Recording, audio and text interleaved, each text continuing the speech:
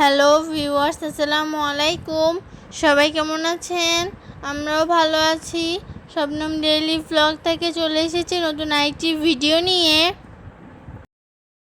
Tomato sauce বানাবো, তাই প্রথমেই টমেটোগুলোকে ভালোভাবে সিদ্ধ করে নিয়েছি।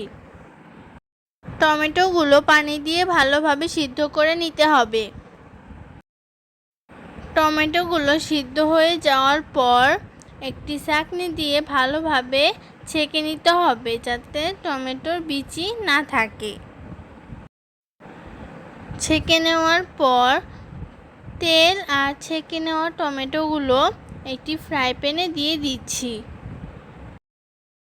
টমেটোগুলো ভালোভাবে ছেঁকে নিতে হবে, যাতে একটিও বিচি না থাকে। বিচি থাকলে টমেটোর সস ভালো হবে না।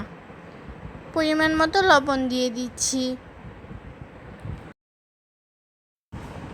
পরিমাণ মতো মরিচের গুঁড়া ও হলুদের গুঁড়া দিয়ে দিচ্ছি। সবগুলো উপকরণ ভালোভাবে মিশিয়ে নিচ্ছি।